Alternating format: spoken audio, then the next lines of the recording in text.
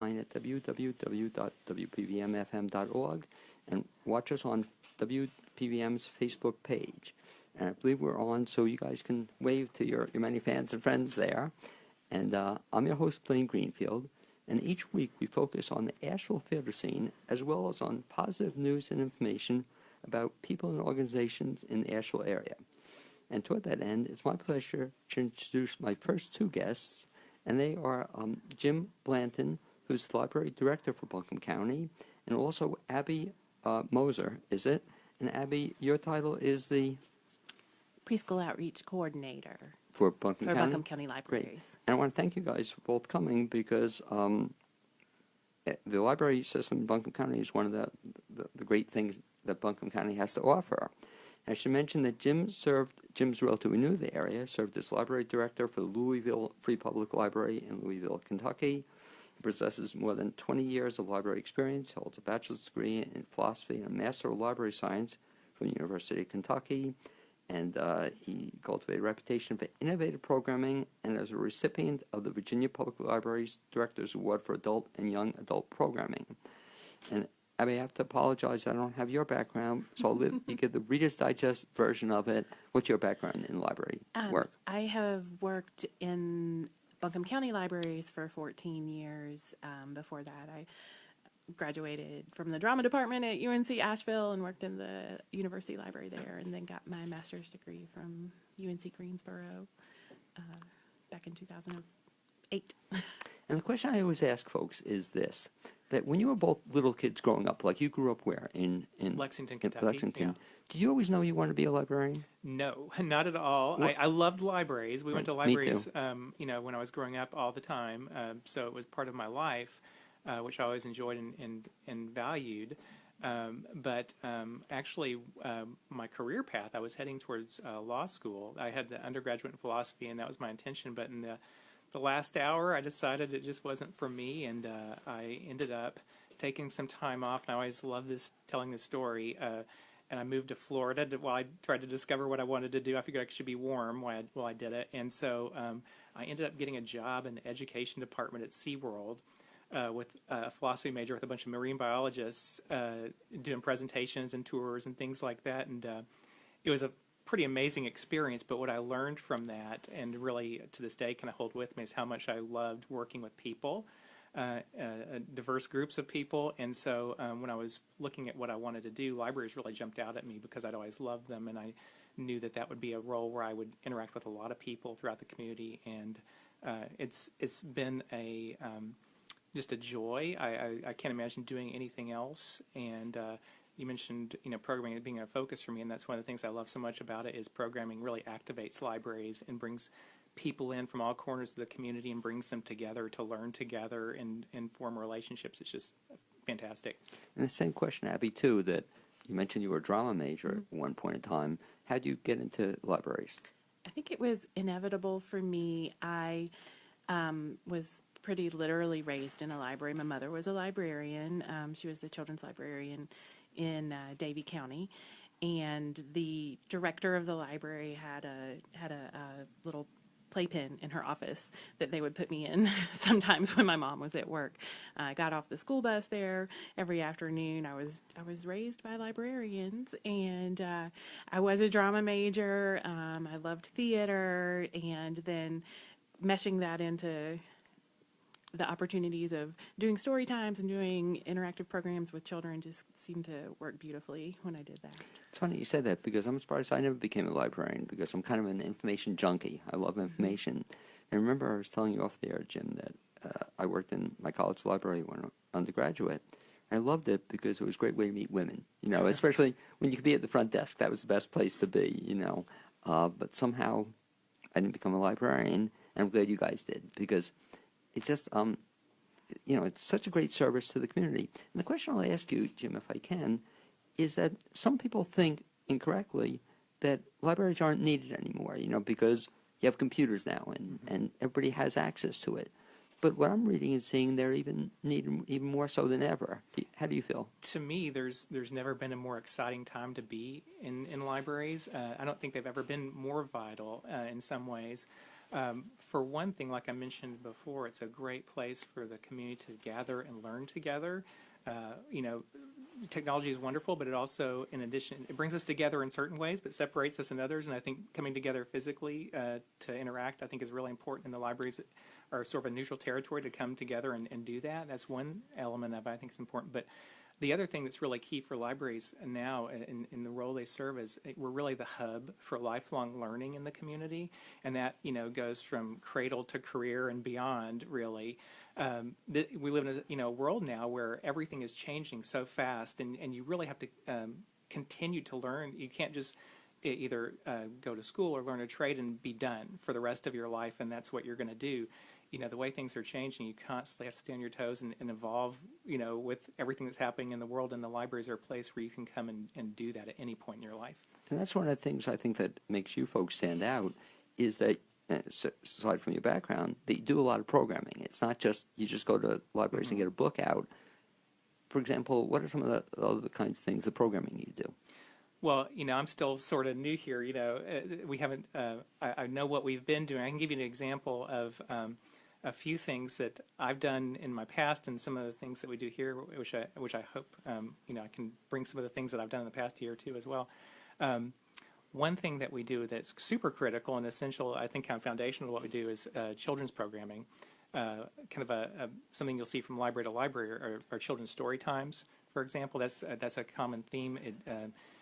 It introduces children to lots of concepts that gets them ready for school. It's really, I think, critical for the community to have this resource. And that, by the way, is one of the things I believe Abby's involved in, Yes. some of the storytelling.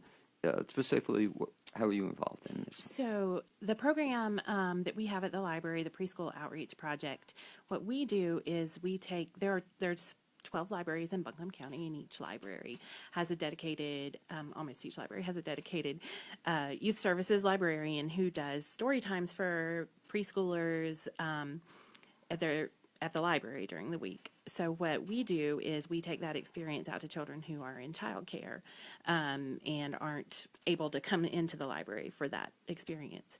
And we do that several ways. I go to child care centers and do story times myself, but the biggest way that we reach people is through our volunteer program.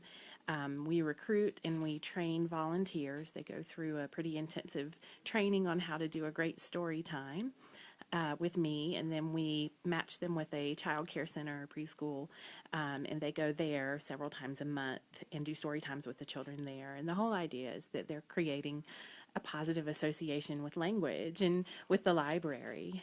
Just funny, I read in the Wall Street Journal, I think it was yesterday, or one of the local papers, that a big thing now in storytelling is to read a book as opposed to a Kindle. I don't know if you saw that article, but that's kind of an interesting thing, isn't it? That you would think people could read with Kindles, but they're better off, do you feel, reading with a book?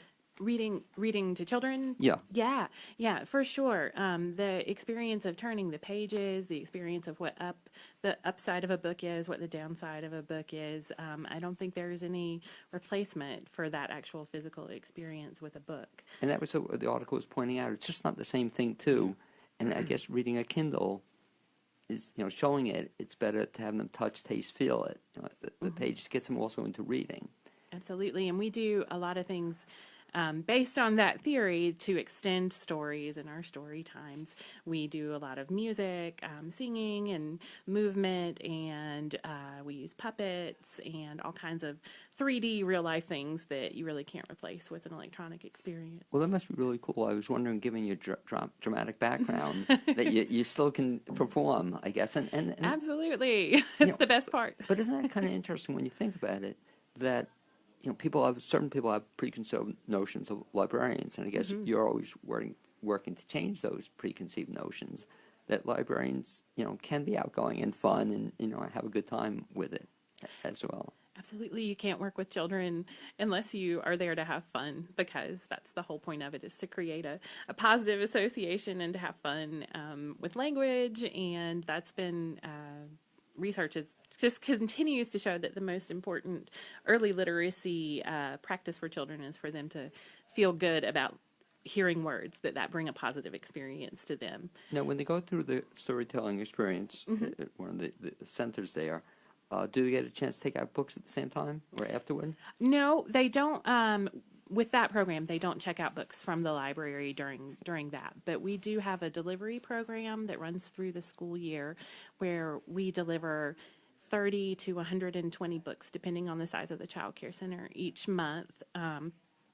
And right now, this school year, we've been able to deliver to 34 child care centers each month. It's pretty cool. And so then they can take out the books from the child care center? They use the books in the child care Gotcha. center, in the classroom. How about the programs? I always wonder when they have kids, the book reading contests, it always impresses me, where some kid reads 473 books, in a 2-month period of time. Do they still have those, or do you ever have those? We still have our program in the summer that is probably based on that. It's our summer reading program that's designed to keep kids reading during the summer in between the end of school and the beginning of school in the fall. And there isn't a reward necessarily for the amount of books that you read. It's the library visits, the amount of times you visit the library. And our goal is that you're visiting the library to check out a lot of books. No, that's really cool. And you raise a good point, too, because I guess as opposed to speed, you're more interested, are they enjoying the book, are they getting something out of the book, as opposed to just finishing the book, We really try with our summer reading program to make it a positive experience and not, enforce that they read specific books. And with our summer reading program, they read whatever they choose to read when they come into the library to check out. I guess, Jim, I'll go back to you. That's, I guess, one of the goals, I would imagine, of a library is get people to read different kinds of stuff, too, Sure. as opposed to, and I remember that's how I even became interested in reading, not just reading the same thing all the time, but you want to expose them to different things all the time. That's right, and you do. You want to instill that love of reading, that will be with them throughout their whole lives. And the summer reading program in particular is really one of the critical things that we do. As Abby mentioned, it keeps them reading over the summer so that they stay on reading level throughout their academic careers.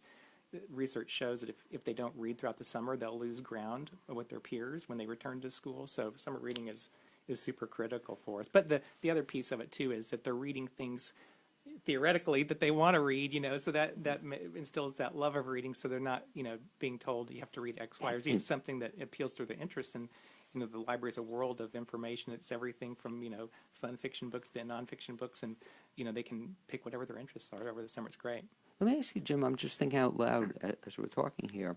On the other end of the spectrum, I've done a lot of work with a dementia group. I'm a member of a board of a national dementia group. Are there any programs for reading to folks with, on the other end of the spectrum? Sure. Yeah. One thing that's true here and everywhere where I've worked previously is we have regularly occurring book clubs on a variety of topics, and that's from location to location throughout the system. So that's something that we do, which is also it's two things. It's one, it instills that love of reading, that and allows folks to read books all over the map in terms of genres, but it also is a kind of a community experience too, which is wonderful. People come together and have discussions around everything from the latest John Grisham book to something more political or, whatever it might be. I guess I'm asking, though, I know there are music programs. I'm involved in them for people who have dementia or pre-Alzheimer's or whatever. Are there any reading programs for, that somebody goes out to read to folks? I don't know that we've done anything here like that yet. But, No, not that. Just it might be an interesting thing to explore, in terms of opening up Sure. a whole other population of people who like being read to them. It's, I guess, a very sweet thing to Sure. be able to Like get an people adult to- story yeah, time almost. But yeah. but adult, it's not Yeah. just people. Book clubs can do their own reading, but people who can't do their reading anymore, or it could be vision problems or Sure. other things. Talk about that too. Do you have for people who have vision problems? Do you have resources available for them? Absolutely. We have, I'm so sorry, I'm recovering from a cold. We have large print books for folks who are visually impaired. Obviously, on our computer resources that we have at the library, that we have options for people who are visually impaired to increase the text size. We also have a variety of digital resources, so you can, download books onto your digital device, and those have options for increasing the size of the text for folks who are visually impaired, and I am one of those, by the way. So it really helps So me you can too. I can appreciate relate to it. them. Yeah. Well, it's how times change. One of the reasons I love Buncombe County Library System when I first moved here, I always get books on tape. I used to get them. They had something called cassettes, way Sure. back when. Mm-hmm. So I used to love getting books on cassette. I actually had to buy a car one time, a Subaru, because it had a cassette player. Now they don't have cassette players, so then I love Buncombe County Library Systems. Had a pretty good collection of books on CD. Sure do. Now, Abby, they don't have books on CD. And they still have books on CD, but most cars don't have Right. CD players. How can you not have a Or CD it's in player? the trunk. Right, if anywhere, Right. Anyway, so one of the things that I think you offer, which a lot of people surprisingly don't know about still, but they can download books. Absolutely. And tremendous collection. Explain that a little bit, or how does that work? It's super simple. If you have a library card, you can get online, and there's an app that we have called Libby, and you just enter your library card in, and you select what library you're at, and you can it's almost like going on Amazon or iTunes or anything like that, and it gives you a list of the items that we add to our collection. You download it, and you listen to it just like you would any other digital file you get on another service. I'm not using Libby yet. Maybe I should. I'm using, what was the other one that they... Overdrive. Overdrive. And I'm used to it, but supposedly Libby's much simpler. It's super simple. I mean, when this... I still use Overdrive. Oh, do you really? I'm so used to it. Yeah. We'll give it a shout out. Yeah, either way, they're both good. They're both good. We'll give a shout out to one of your employees, if I can mention him. Is it Sure. Tim, is Yes. it? If he's Yeah. listening. But just, he helped me understand. It took a Yeah. while. Yeah. But once I got used to it, I love it, It's only like Kindle. I just like Overdrive. But this other one is actually easier to use. I'm or- partial to Libby, but They get you to the same place. They get you the same place. Yeah, yeah. But it's just so convenient. So you can listen to books. You get 5 at a time. You get pretty current stuff. You get holds. Great program. It really is Yeah, good. it's wonderful, and once you discover it, it's addictive, like you said. It's one of, I can't remember the exact numbers, but it's one of our highest. If you consider our digital library another branch library, it's one of our higher circulating branches. It's ever increasing. Well, one of the bad things, Abby, Jim kind of gave me a dirty look when I mentioned to him. But as a result, I don't go into the library as much as I used to, Well, you have to renew your card every 3 years. I was so annoyed you said that. The other day I'm going to punch out something. Not working. And then I finally figured it out. I had to renew my card. But that got me in the library. Yes. That's interesting to get you in the library. But very convenient.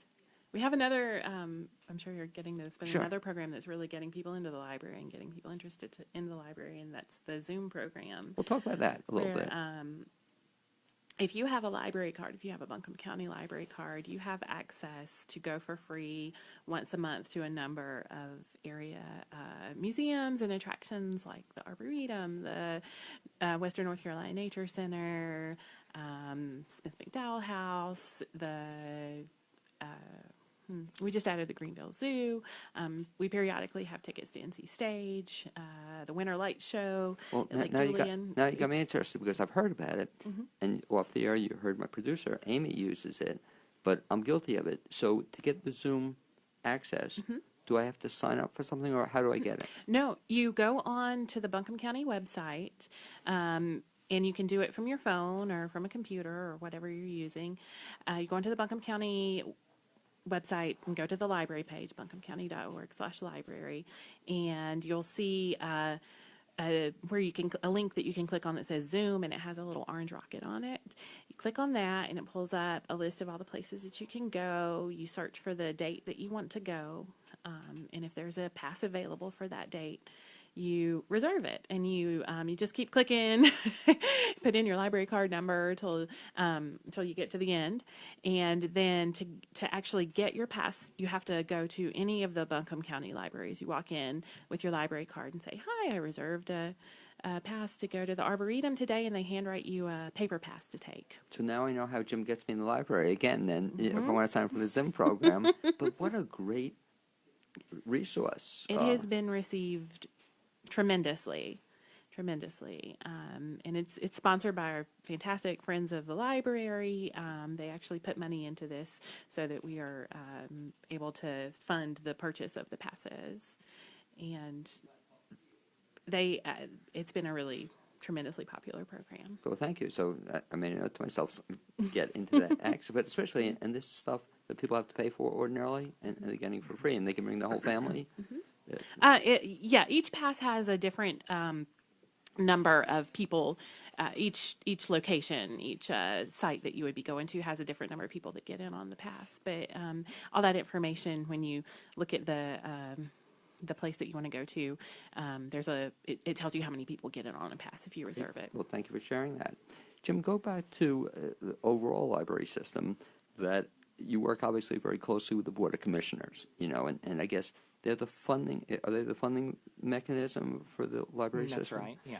And so tell me what that relationship looks like, or how do you work with them? Well, being new, I'm still that relationship is still forming.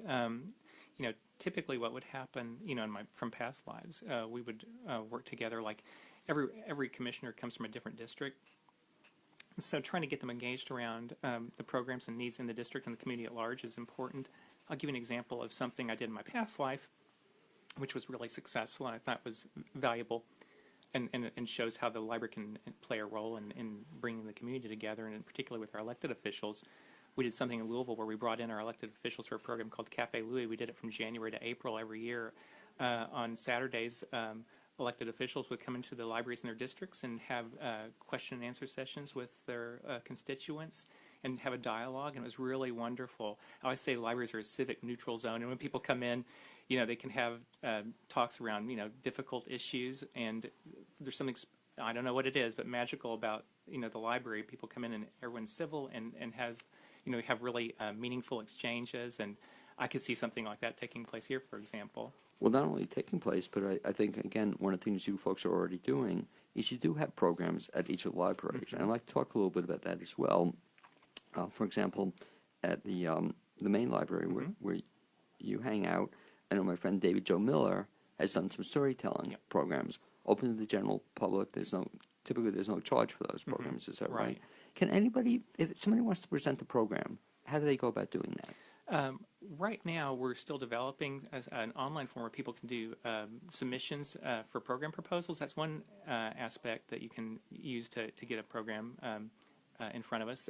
Another one, Erin McCara, who's our adult programming coordinator at PAC, if you call PAC and ask for Erin, if you have a programming idea, she's a person she puts together the bulk, if not all, of our adult programming there.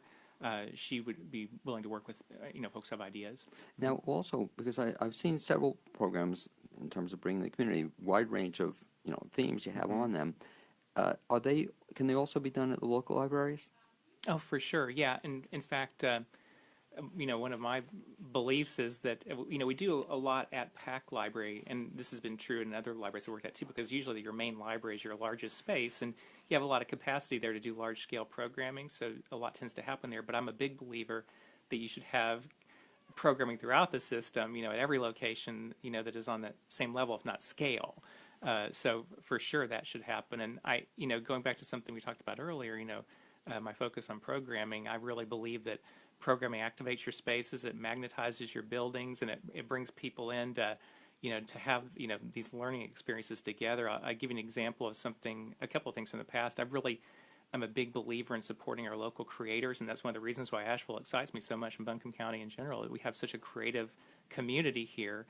Some of the things I've been involved with in the past, for example, we did a film school program when I was in Davis County, Kentucky, where we brought in local filmmakers, and they worked with patrons. Patrons became production assistants, and they actually made movies and learned the process of filmmaking. I believe that people should be able to come to the library and get a taste of these things and learn how to do a craft. It's part of this maker movement that's happening nationally, and libraries have really tapped into that in a big way. For example, one of the libraries I was working on when I left, we were building a library. We were building in an audio-video production studio, a demonstration kitchen, a maker space, a health porch. I mean, just all these kind of dynamic spaces where people can come in and experience these different learning activities from people who, have expertise in those fields. I can see, Abby, why this guy got the job. I can just see He's fantastic. Yeah, but I can just see you interviewing him. It's like we're talking about. Tell me what you want to do in Buncombe County. I said, whoa, because what you're doing, which is I'm getting a kick out of listening to this. It's taking away from just the traditional role of a librarian. People have this librarian. Come out, take out books, go home. It's a whatnot. passive experience. Yeah, but right. Exactly. Right. And I guess back even the storytelling, and what a great opportunity for some folks to get involved.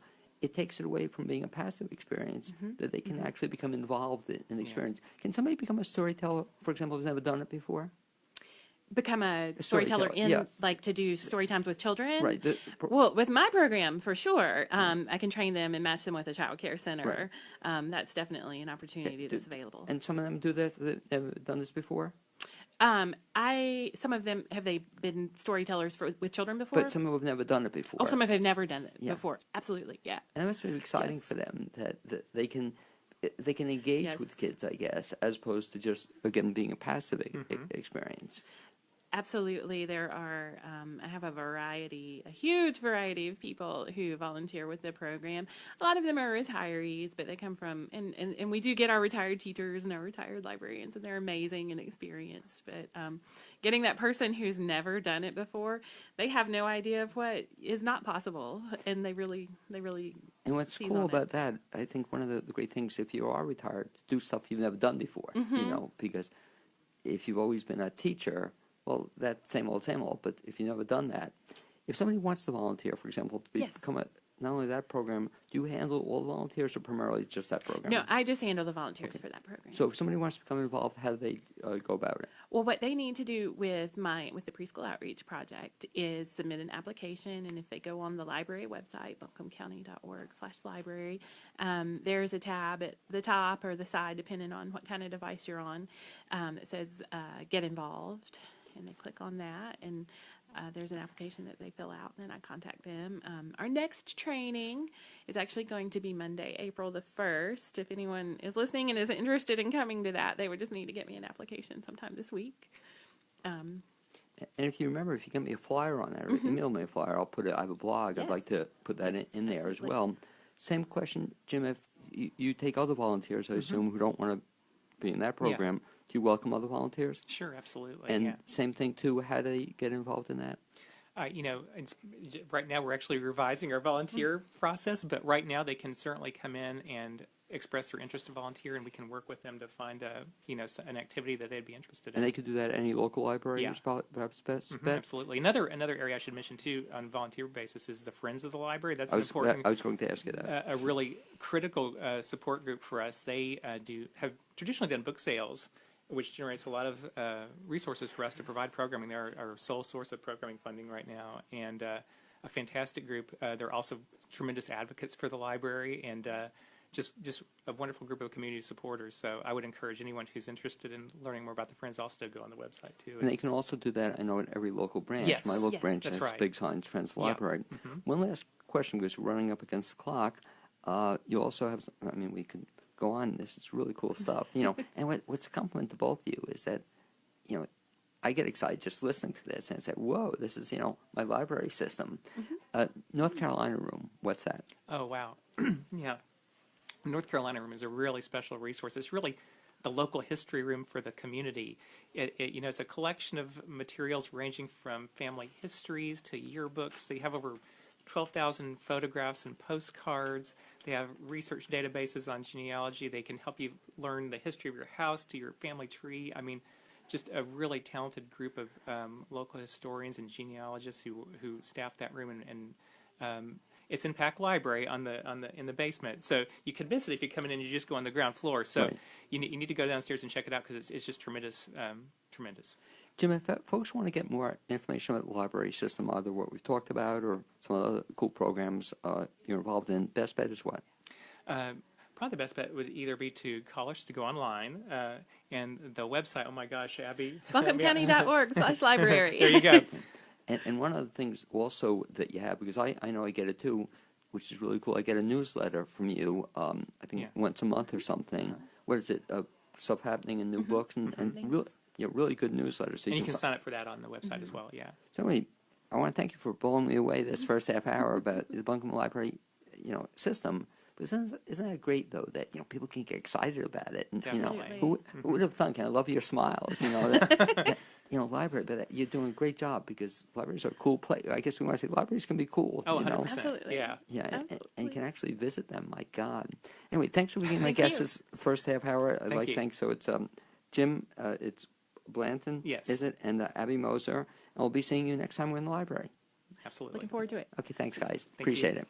Okay, and as they work their way out, I should mention that underwriter support for the this show on WPVM is made possible by Blaine's World, a blog that contains information about Asheville's theater scene, reviews, tidbits of information that you'll find useful, and some jokes that are hopefully not too risque. If you'd like to be added to the mailing list for this missive, just send an email to bginbc and put subscription in the subject line.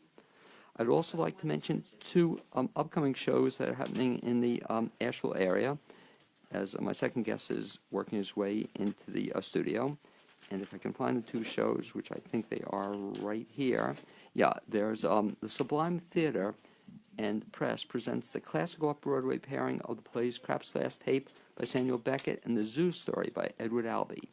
It's now going to be running this coming week at the Feichter Studio at Hart. It's going March 29th through the 31st. For information, www.harttheater.org. I had the pleasure of seeing that doubleheader, and it was fantastic. In addition, a play called Silent Sky is now at North Carolina Stage Company. That's running through April 7th, and you get more information at ncstage.org. Haven't seen it yet, but I'm planning to do so in the next week or so, and it's gotten fantastic reviews, a show you might want to check out. It's next my pleasure to introduce my second guest this half hour on the Blaine's World show, and he is the infamous Don Talley, who has kind of a new position we're going to be talking about, Administrative Director for the Light Center. And Don, you can say hello to your friends and fans on Facebook Live. Good morning, and good morning, Blaine. And thanks for coming on board. I should mention that Don is a Black Mountain resident since 1995. He's been involved in many areas of the community over the past 20 years. Retail craft shop owner, Montreat College Library assistant, White House co-manager, served on nonprofit boards, you name it, in Asheville, in Black Mountain. He's been there. He's also now works in his spare time. I like that. In his spare time, I added that. Works as house manager at Diana Wortham Theater. He's new director. We're going to be talking about administrative director of the Light Center. He also helps take care of his mother, and just all around great guy. And Don, I guess the question I have to ask you is, how do you get involved in all that you're doing? You know, like you grew up where? I grew up in Greer, South Carolina. Okay, and when you were, the question I ask typically guests, a little 7-year-old growing up in Greer, South Carolina, did you know you wanted to be this kind of Mr. Jack of all trades? I had no idea what I wanted to be, but certainly never anticipated I would be doing the things I've done over the last 20, 30 years, particularly since I moved to Asheville. I always assumed that I would grow up and do the typical, go to college, graduate, get a job, 8 to 5, 40 hours a week, work the same job for the full life as my father did, retire, you know, marry, have the wife and the 2.3 children. I didn't think about it. I just assumed I would follow that path, and I've followed anything but that path. And so what sort of happened to that? Because one of the things I love about you and I love about your background is you've done a couple of different things in your life, you know. I have. And you're sort of like me in the sense that you also don't seem to be a typical 9-to-5 kind of guy. I learned after doing that, out of college for the first 13 years, I was a 40 hours a week computer programmer. Right. Oh, yeah. And there were elements of that I enjoyed, you know, creating a program that made someone's job easier. But, you know, I soon realized that I did not want to spend my full life sitting there at a desk in front of a computer. I didn't know what I did want to do, but I learned what I didn't want to do. I tell the story of my dad, who I worked for, was a typical 9-to-5 job, and I only worked a short while for him because he said I could follow flex time. I could set my own hours. Come in anytime I want before 9, work anytime, work after 5 o'clock for as long as you want. Yeah. And I said I didn't want to do that. You know, I want to set my own hours. Right. And you certainly do that in all the stuff you do. Well, you know, after I figured out that I didn't want to sit at a desk for 40 hours a week, I learned how to really open and figure out who I was and what did interest me, and kind of open my heart to the universe. And that wasn't an easy or a quick process. There were a lot of hills and valleys, but, over time of just learning to really know who we are and what speaks to us and how to enjoy a variety of things and connect with different people and not be narrow, but to be open. And then as you become open, different things interest you. So I've cleaned carpets, I've helped cut trees, I've done roofing work, I've worked back in the corporate world for a timeshare company in their corporate office. So, I've gone in and out of normal jobs. How do you find Black Mountain? That's back in the 80s when I was doing it was 8 to 5 then, corporate jobs. One of the things that I enjoyed doing was going out and exploring the mountains. I always felt connected to these mountains of western North Carolina, to the culture, particularly to the music, and began coming up here on weekends to visit. I do know how I first came to Black Mountain. There was a little music club on Cherry Street called McDibb's, and I would drive up from Greer, South Carolina in Greenville County to come to McDibb's and hear Newgrass Revival or Doc Watson or Taj Mahal in this tiny little, 90-seat room. And that's where I developed my love of Black Mountain, but never dreamed, and said, someday I'm going to live here. But when I quit work and moved up to Asheville the first year in '94, I began coming more and more to Black Mountain to walk around the lake, to visit the shops, and it just, I guess it called to me. And so I guess that's when you started becoming involved, I guess we'll call it the Asheville music scene. Mm-hmm. And Asheville certainly has quite a music scene. So I know, I won't say you've done a little bit of everything, but you have, it seems like. You've been involved in, we'll talk about some of the things. Shouldn't they go on the green? Yeah, when as I mentioned, I love the Appalachian culture, particularly the music, and I also love learning and researching. So I would both research this culture, but I would go out and just drive into the mountains with no destination and meet people. Particularly drawn to the music and the dance, and would often attend the weekly shindig on the green, but also there was a weekly music gathering at Miss Hyatt's garage.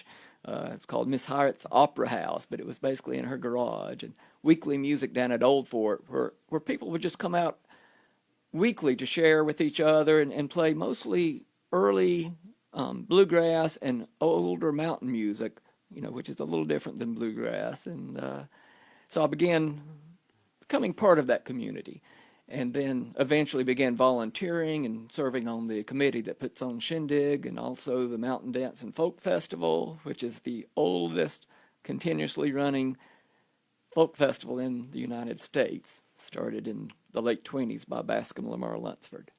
And I know also you've been involved in Leaf festivals. I've been on staff at Leaf for many years. Again, most of my life I start volunteering and then become offered payment in a job. And at Leaf was the same way. I volunteered for many years and then have served on staff for probably 10, 12 years or more, various capacities. But Leaf, as many of the listeners know, is a wonderful world global culture festival. It's not just music. It brings in arts and crafts and music and dance, and just a beautiful way for those of us that don't have the opportunity to travel the world. The world comes to us through the Leaf Festival. And I think also how I first got involved, first met you, was through the White Horse Black Mountain. Yes. Which is kind of a neat facility. And for the benefit of the folks who don't know what that is, if you White Horse Black Mountain is a 200-seat music venue in downtown Black Mountain. Began 10 years ago by Bob Hinkle and Kim Hughes. Bob, a native of West Asheville, but he had been in the music business and really the core of the music business up in New York City for 40 years, and then came home to these mountains, as many folks do, and opened the music venue. It's really a small performing arts center. In addition to music, there's poetry and theater, but mostly music and a variety of music. The whole concept of White Horse is about building connections between the audience and the artist. So that wall at the front of the stage is broken down, and there's this intimacy. Even in a 200-seat auditorium, the layout and the feel of the White Horse is always as if you're right there with the performers. So that's kind of the focus. We have a concession stand. I say we, even though I've moved on to some other things. It's it was in my heart for 10 years and will always be in my heart. So I say we, really, referring to Whitehorse. Well, and that's how I saw you, Don. You were almost the only thing you were missing. You should have had roller skates, because I've never seen a guy wear so many hats and do so many different things. You were on stage, you were in the back, you were doing publicity, you were doing just about everything. I think all of us are capable of doing many things when we learn to open our hearts to the universe and the possibilities and not narrow down what we think we're capable of. I mean, I never thought I could speak in public. I couldn't speak in front of two people. And be on the radio, too. Much less on the radio. And this is, you said... Speaking to what? Countless tens of thousands this morning? Exactly, your many fans and friends. Plus, waving, to your friends and friends on Facebook Live. Yeah. But who would have thunk? Yeah, exactly. We all are able to do things we don't think we can when we quit telling ourselves, well, you can't speak in front of people. And it's funny because one of the reasons I had to come on board today is all of a sudden I'm reading the Mountain Express and I see, well, Don is moving on, if you will, or doing something different with something called the Light Center. I said, whoa, I didn't know about that. And I said, let me call Don and have him talk to us about it. What is the Light Center? The Light Center, if I boil it down to explain to folks, and it's many things, but when I boil it down, it's a place for prayer, meditation, and connecting to the divine. And that, is a broad statement, means many things to many people. But most folks understand that prayer and meditation are going within, focusing in, listening to ourselves. For others, prayer is speaking to God or a divinity. And there's many facets of prayer and meditation, but also connecting to the divine. For some folks, that's a divine that they believe to be out there somewhere, up there or out there. And others believe that it's their own inner true self, their own divinity, their own higher self. And the Light Center, we generally believe that's all true. It's all the same. When we connect to our higher selves, we're connecting to the universe in nature, the universal divine. But it also means, it also leaves the possibility of those who have a theistic belief of the divine, of a particular divine being up there or out there, and that's all part of what we do. What drew you to the Light Center? Like many folks, I was in the category of the curious for many years. I like that. I lived in Black Mountain since '95, and I would hear, oh, that's the Light Center up there. And I thought, someday I should check that out. And I would drive from Black Mountain down to Bat Cave and Chimney Rock and go past the little white sign that said the Light Center. And I said, yeah, I need to come back sometime. But it took me about almost 20 years to do that. Because like I said, I've never heard about it. And that's true of a lot of folks. They're the curious, but not quite sure. So finally my curiosity got strong enough that I decided to go check it out. There's some wonderful meditation trails. And I began my experience there just by walking in nature, down to the Broad River, around the meditation pond, and just felt this real peace and calm and connection to something there. And then ventured into the visitor center, and one thing led to another, and I said, I really am resonating with what's happening here. I'd like to volunteer. And then last summer, there was an opportunity to pick up a little bit of part-time administrative work, 10 hours a week. And then this past December, the administrative director retired, and I was offered the 20-hour-a-week job as administrative director. It almost sounds like, given your background and what you've been doing, especially since Asheville, you're almost made for that job, in terms of giving you what you've been doing. With all the varied things I've done in life, my central focus and calling since childhood has centered around spirituality. So that was just always the central core of my life. It took different forms, but some form of spiritual calling, spiritual connection, focus on spirituality. So yes, it was a natural as this call and curiosity grew to arrive there, and my own spiritual path was going in the similar direction of focusing on prayer, meditation, and divine connection, and so the timing was right, and I ended up there. It's so funny you said that, because my wife wants to now come to the center, not only because you're there, but she read about it, and when we moved to Asheville, she punched in 3 things. We were looking where to move. Right. And she said, spirituality, New Age health and spirituality was what she wanted. And when I showed her about, the center, she said she wants to check it out. When people check it out, they go there. So it's in Black Mountain. Where is it located? It's 8 miles south of Black Mountain, almost midway between Black Mountain and Bat Cave on Highway 9 south. Even though it's 8 miles, if you've ever been up Highway 9, those 8 miles are pretty curvy. So it's about a 20-minute drive from Black Mountain, about 40 minutes from most parts of Asheville. So it's probably a nice drive also. It's a beautiful drive I was up gonna through the say that. mountains. Those mountains are, it's very rural. There's not a lot of commercial development, a lot of open farmland and hills. And so just the drive up to the Light Center, you begin to slow down. No, it sounds it. Your talking slows down. You start to, connect again with nature once you get out of the city. So just the drive to the Light Center begins to bring you into a deeper state of yourself before you even arrive. And so when people get there, so are there regular hours or to make Yes, an appointment? I'll give a little history, Please. at this point, and then bring us up to what it is today. The Light Center under on that piece of land, 160 acres, actually goes back to 1970, so almost 50 years. The co-founders were a husband and wife, Jim and Diana Gore, who moved down from Virginia. And I can go into a little more detail on that if you'd like, but they moved down in 1970 with their 8 children and purchased an older home on this property. It was an old farm property on the Broad River, and that was all there was their home. It was a 2-story home, and they began having prayer groups and meditation groups and study groups there in their den.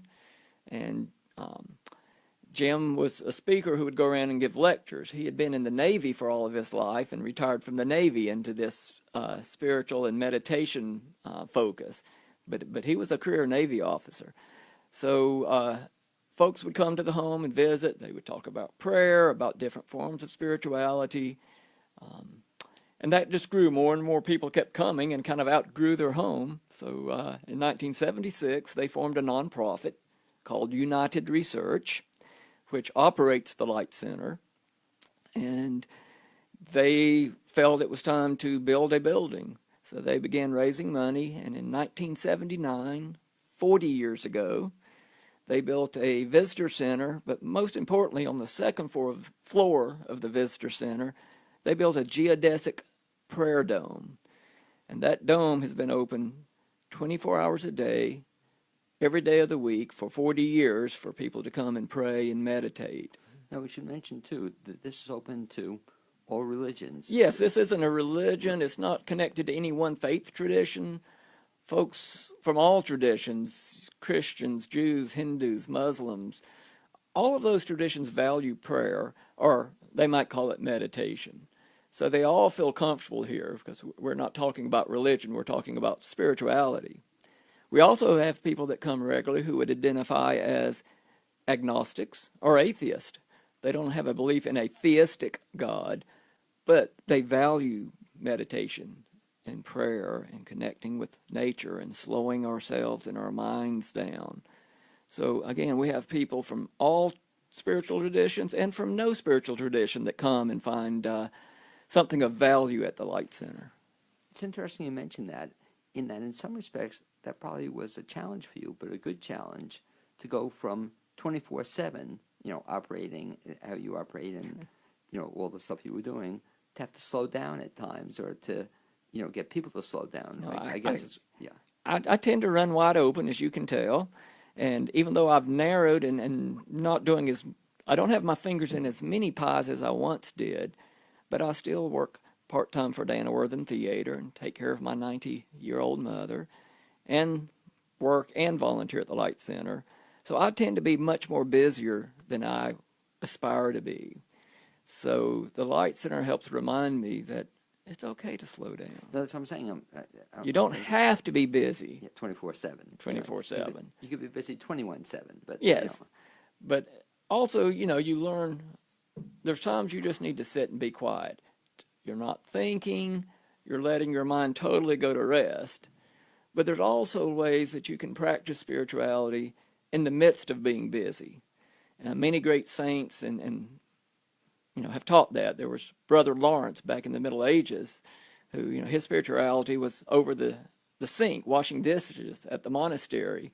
But you can develop both. You don't have to just go to the Himalayas, or the Himalayas, as we might say here, and sit on a mountaintop and meditate as a yogi would. That's a wonderful way to do it, to get away from things. But you can also develop a way to go inside in the midst of the busy world. For me, one small thing I began doing was to turn off the radio in the car, so that when I drive in the car, rather than listening to music, or for me it was mostly NPR, I'm a public radio guy, but I learned that I could turn the radio off as I was driving and have a sense of peace and hearing my own self and my own voice within myself, rather than just constantly being fed this stream of music and voices and information. So talk about going to the center. I'm assuming, based on what you're saying, you don't need to bring your laptop. You don't need to bring your iPad. You want to. The best thing to bring is yourself, and an open mind and an open heart. And keep the iPhone in the car? It'll be much better that way. But we don't remove them. When you enter the property, we don't confiscate your electronics. Well, talk about, so I make this drive, it sounds lovely, and visit the center. When is it open, and how do I go about Well, I mentioned the prayer dome on the second floor, this beautiful geodesic prayer dome. Anytime you can come It's there? open 24 hours a day, all the time. We occasionally have programs there, a concert, a lecture, a lot of what would now be called sound healing events.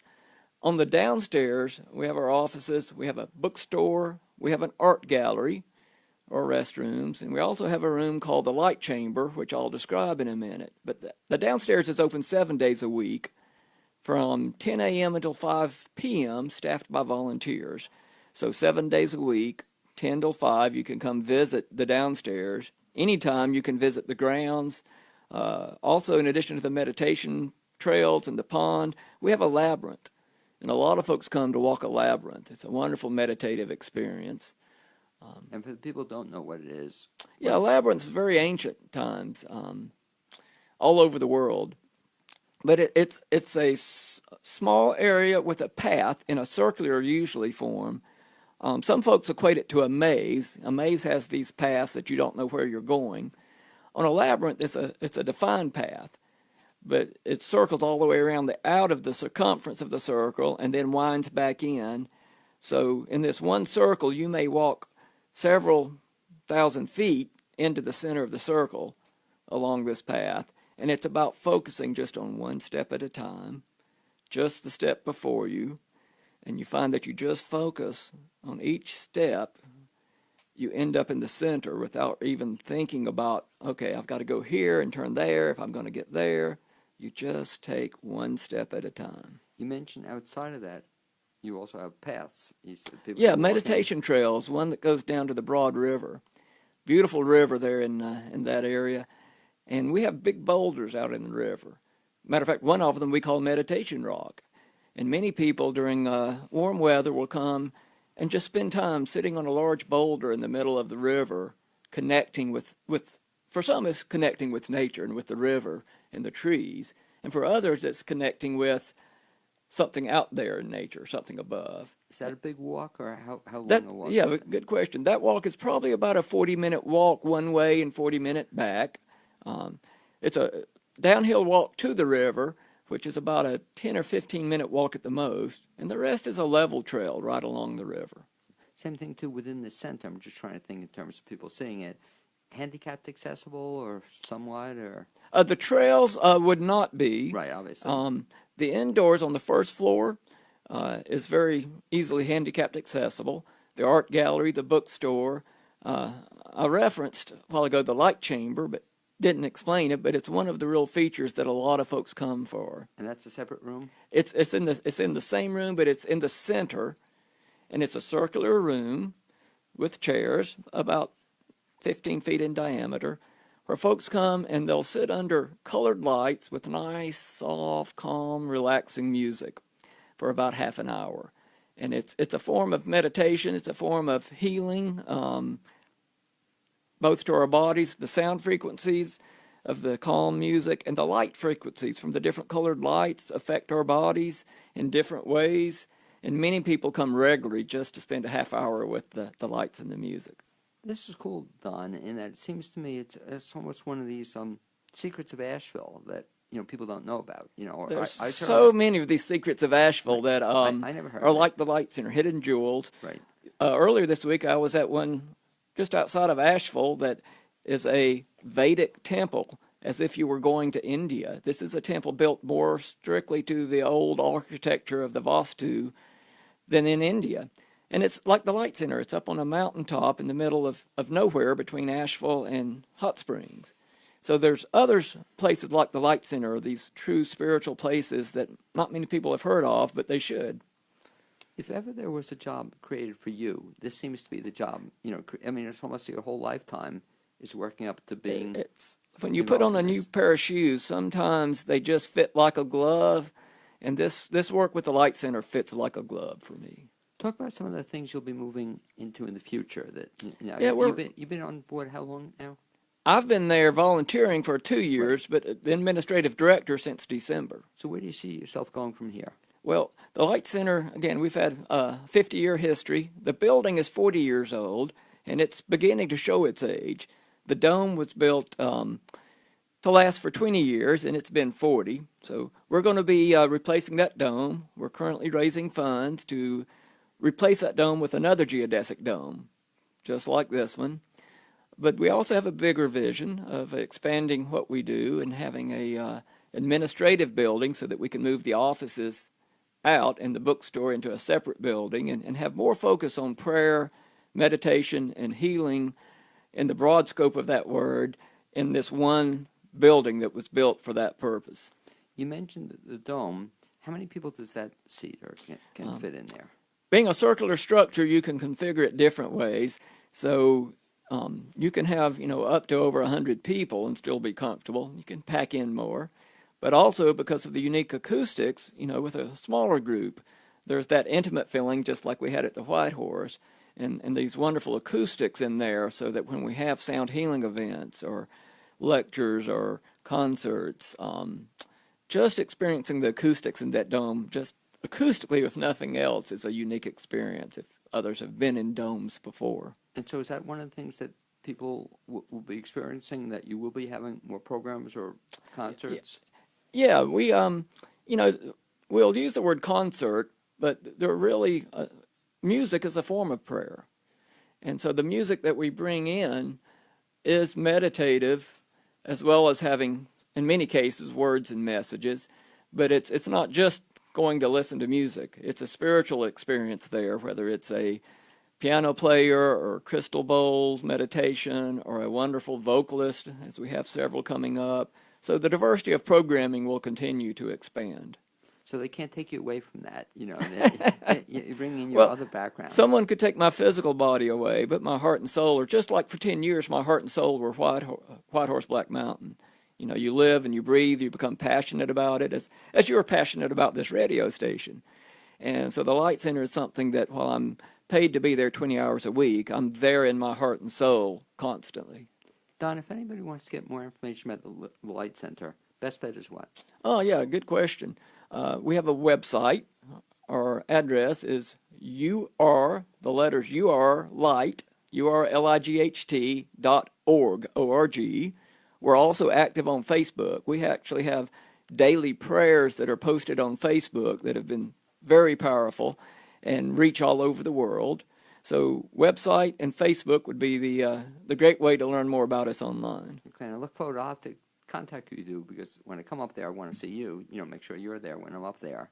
So of course. I'll give you a call. But any day you come, the volunteers there are all wonderful. But I'd love to be there the day you come, Blaine. I told you my wife wants to come up there, so we'll be up there. I'd like to thank you for being my guest the second half hour on the Blaine's World Show. I'd also like to thank my guests the first half hour, Jim Blanton and Abby Moser. I'd also like to thank Amy Prisnach, my producer, to our mutual friend Zuzu Welch, who provided the music you heard at the beginning and end of the show. Hope you can join us next Wednesday here on WPVM FM.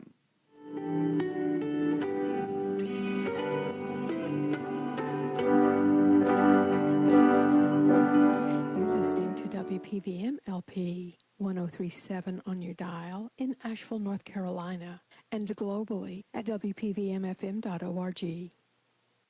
From Feature Story News in London, I'm Ollie Barrett. UK lawmakers will vote later on a series of alternative Brexit plans. MPs